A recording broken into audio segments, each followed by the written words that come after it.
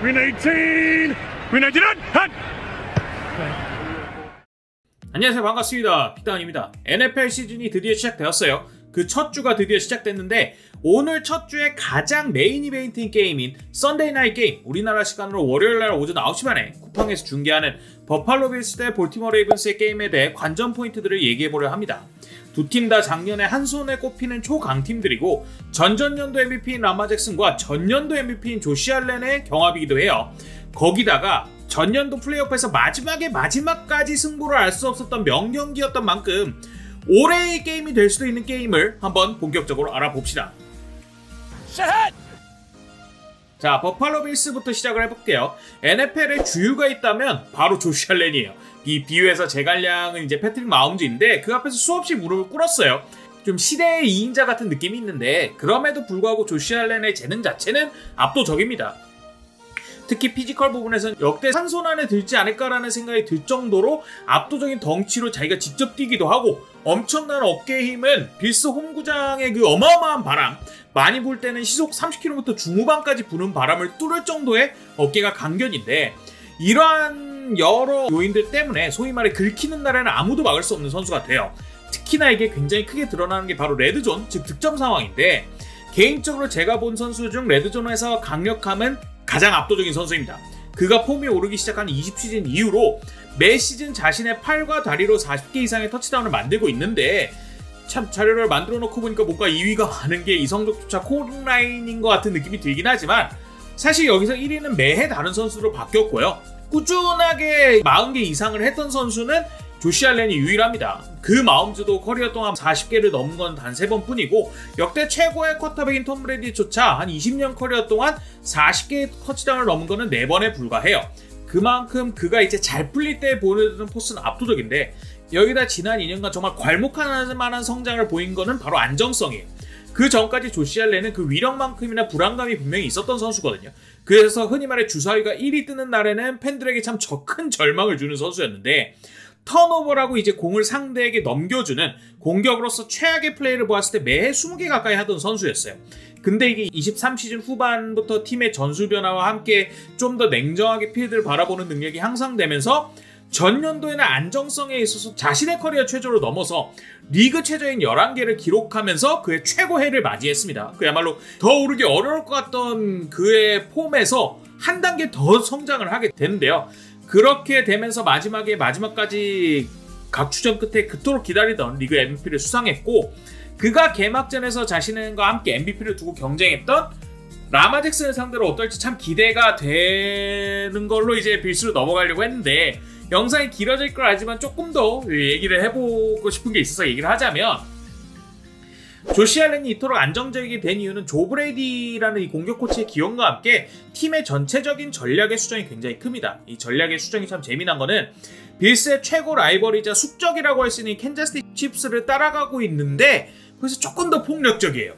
조시 알렌은 패트릭 마홈즈도 그렇지만 시대를 대표할 정도의 재능을 넘어선 인물이었던 건 맞아요. 하지만 그 싹이 보였던 커리어 초기에는 불안감이 좀 있었거든요. 그렇기 때문에 좀 개떡같이 던져도 찰떡같이 잡아줄 수 있는 리시버들을 팀의 주력 리빌딩 포인트로 삼으면서 이 어마어마한 팔 재능을 더 터뜨리는 전술로 팀의 리빌딩 방면이 나아갔단 말이에요. 하지만 이게 어느 정도 조시 알렌, 패트릭 마홈즈 클래스를 갖춰나기 시작하면서 찰떡같이 던져주니까 개떡같이 잡는 놈들로도 패싱 게임이 꾸려지네 라는 판단이 가능하게 된 거예요. 그러면서 공을 잡아줄 인재들보다는 그의 앞을 지켜주는 큰형님들을 주력하는 방향으로 팀을 설계했는데요.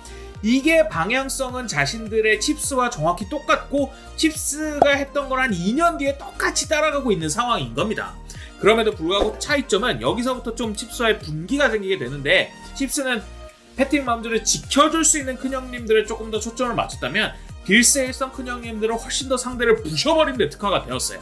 조시 알렌 자체가 다리로 플레이를 훨씬 더 잘 만들 수 있기 때문에 저돌적으로 상대 라인을 밀어젖게 해버리는 오라인을 구축하는데 신경을 썼던 것 같고 동시에 러닝백 제임스 쿡이 같이 엄청난 성장을 하게 되면서 러닝 게임이 굉장히 강력해졌고 이게 선순환을 일으키면서 조시 알렌의 부담을 줄여주고 오히려 정말 필요한 순간에만 조시 알렌에게 슈퍼맨 망토를 매게 함으로써 그의 안정성이 정말 급증하게 된 거라고 보시면 될 것 같습니다. 이러한 전술적 기조가 올해 쭉 얘도 이어나갈 수 있을지, 더 강할 수 있을지 보는 것도 재밌을 거고, 번외편으로 조금 더 시간을 두면서 지켜봐야 할 거는 바로 수비예요. 특히나 이 빌스의 수비는 구조적으로 두 가지 이슈가 톱니바퀴처럼 맞물려 있는데, 그 첫 번째가 바로 러닝 수비를 막는데 좋은 선수들이 없음이에요.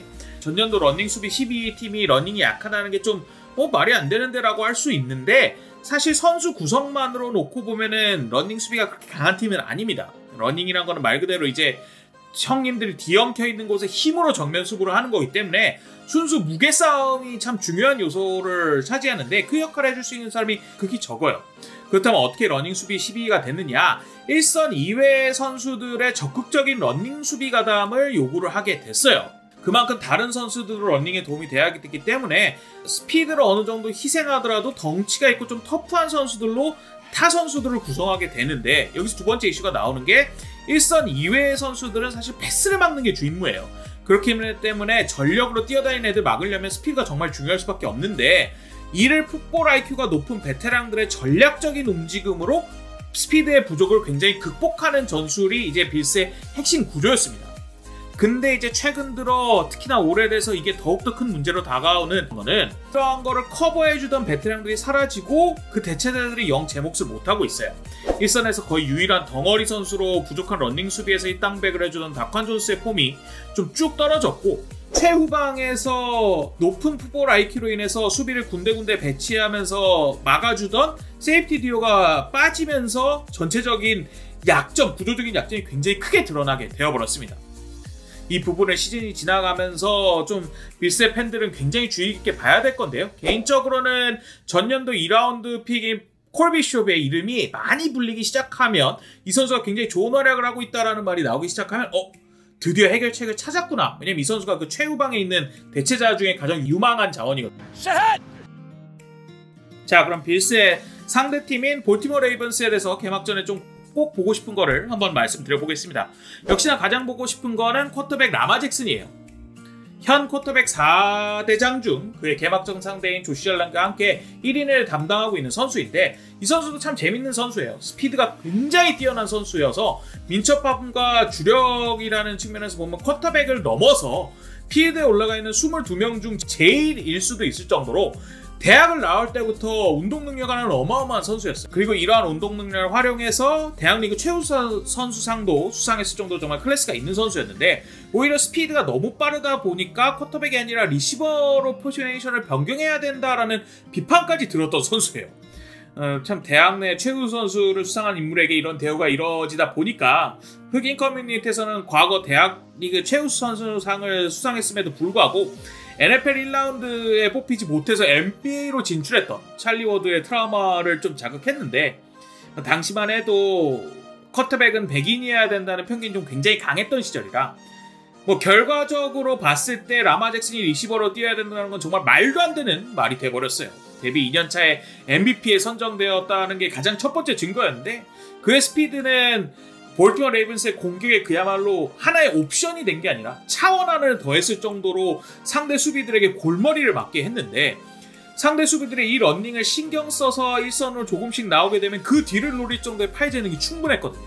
그것 때문에 패스 전체적인 양은 좀 부족했지만 그 순도가 굉장히 높아서 터치다운 패스를 정말 많이 해줬고, 그거로 인해서 MVP를 수상하고 리그에서 가장 막기 힘든 무기 중 하나가 되었어요. 여기에 지난 2년간 이 선수 역시나 좀 말도 안 되는 성장 보여주었는데, 개인적으로 패서로서의 모습이 많이 발전했습니다. 커리어 초기에는 이제 한 1, 2옵션 막히면 뛰어! 식의 굉장히 단순한 공격 전술로 좀 일관을 했었는데, 이게 파괴력이 여전하지만 그래도 불구하고 달릴 때마다 태클을 받고 그런데 데미지가 계속 쌓이기 때문에 지속 가능한 전술이 아니거든요. 그러다 보니 자신의 패서로서의 재능을 차분히 성장을 계속 시켜야 되는데, 그게 좀 빛을 발휘하고 있습니다. 상대 수비를 읽고 분석해서 약점을 파악하면서 거기를 파고드는 판단력이나 성공 확률이 낮은 정말 반응구멍 패스들을 만들어낸 빅패스들까지 굉장히 크게 자신의 패서로서의 역량을 성장을 시키면서, 개인적으로는 순수 패서로서도 리그의 두 손 안에 드는 인물이지 않을까라는 생각이 들 정도입니다. 감독도 그러한 말을 하기도 했고요.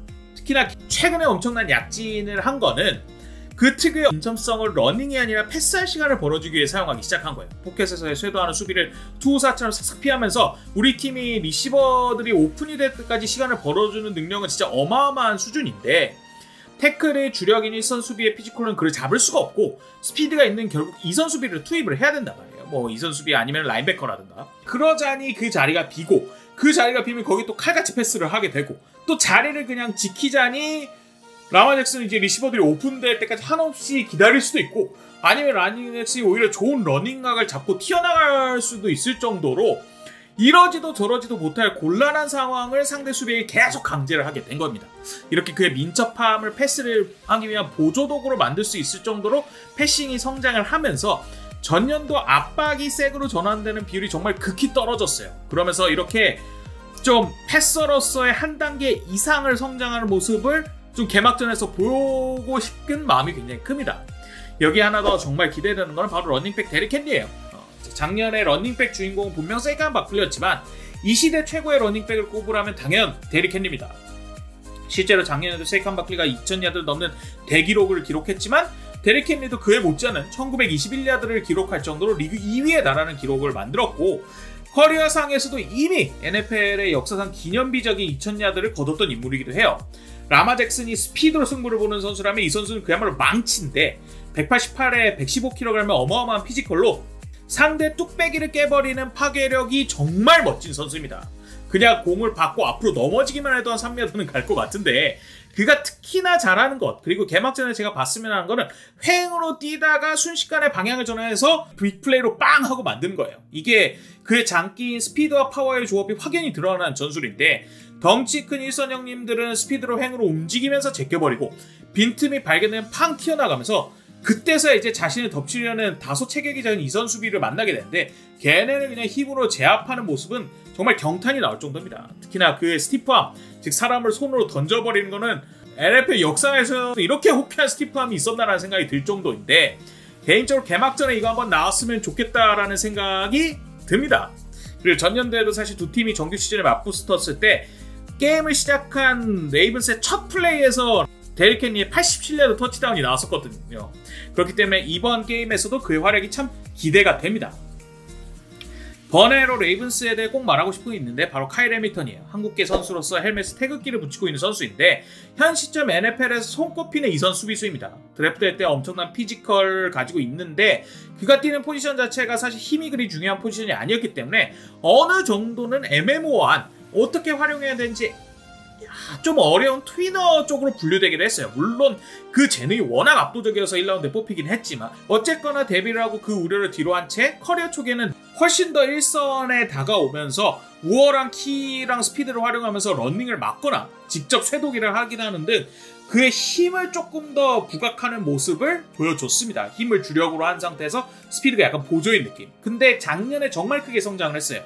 드래프트 때 걱정되던 패스 차단으로서의 기술적 역량을 크게 갈고 닦으면서 최후방에서의 능력치도 정말 보여줬는데, 실제로 볼티모어 레이븐스는 시즌 초반 최악에 가까운 패스 수비 능력을 보여줬지만 그를 최후방에 배치하게 되면서 갑자기 패스 차단 능력이 엄청 올라가고 리그 최고 수준의 패스 수비를 갖추게 되었어요.